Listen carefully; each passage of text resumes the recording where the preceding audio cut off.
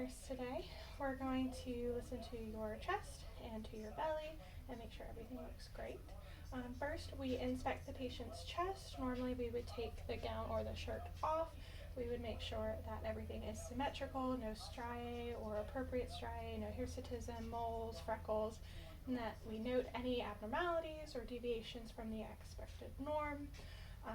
After taking a look at everything, we check for chest excursion, all the meanwhile watching the patient breathe and seeing equal chest rise and fall. So the first thing I'm going to do is I'm going to place my hands at the bottom of your rib cage, and then I'm going to have you take a deep breath in and out, and I felt that equal chest rise and fall. The next thing that we're going to do is we're going to percuss all the lung fields. We're going to percuss between each rib space for that resonant sound. So we're going to percuss. We're making sure not to do it on any bone, because of course that would alter any sound. We have to go around the breast tissue in women, all the way down throughout all the lung fields. Also making sure to palpate all around for symmetry, no lumps or lesions. And then we're going to auscultate. We're going to start up at the high, above the clavicles where the tops of the lung fields are, and listen to 8 different areas in the lungs. Take a deep breath for me. And out. Good. And again. Out. Again.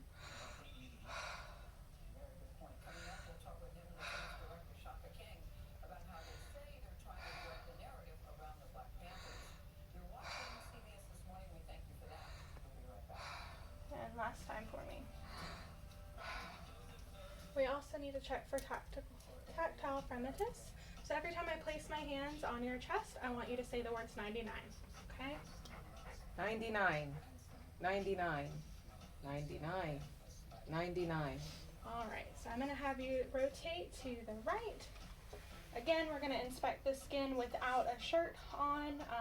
We're going to check for any deviations from the norm, any lesions, anything that we need to question. We're going to palpate all throughout. Again, every time you feel my hands touch, I want you to say the words 99. 99, 99, 99, 99.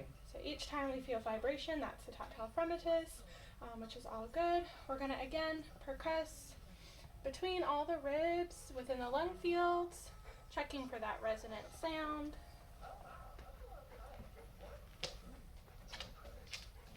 And then lastly, for the rest of the respiratory assessment, we're going to auscultate 10 different areas. So deep breath in for me.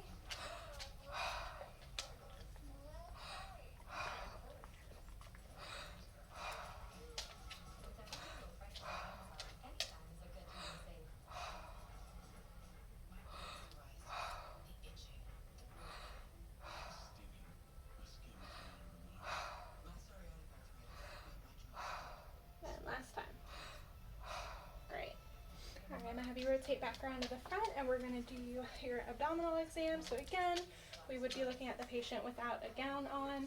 We would be inspecting the abdomen for any discolorations, any potential hernias, any deviations from that expected exam.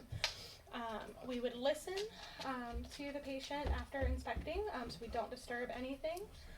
We always start in the right lower quadrant and work our way clockwise. I'm just going to listen to your belly. We're going to listen for those sounds every 5 to 15 seconds.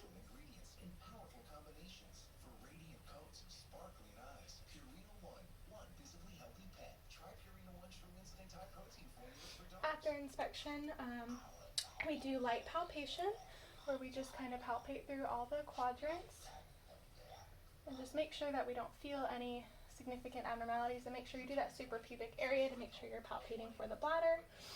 Next, you would do that deeper palpation, which is a 2-handed deeper palpation, checking for any painful areas, but also any organomegaly that needs to be looked further into. You also want to make sure you percuss throughout the abdomen, listening for that tympany sound. Any dullness would be suspicious for an organ, which we would expect where the liver is at. We would not expect where the spleen and where other organs are. So again, we just do our listening for that tympani, and we would expect to hear some dullness in this particular area where the liver would protrude over around where the lungs are, and then we would go back to tympani as we come down the rest of the abdomen, and again the resonant sound up above the liver. And we would expect not to be able to appreciate the splenic dullness unless it was enlarged.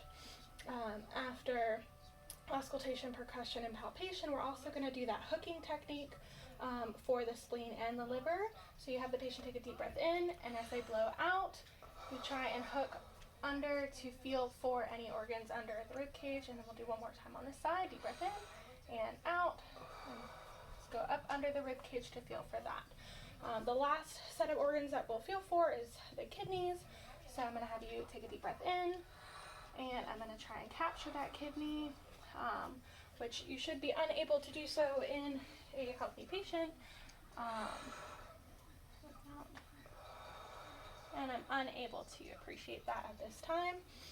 So again, we're going to have you rotate over to the side, and we're going to palpate, percuss that CVA for CVA tenderness.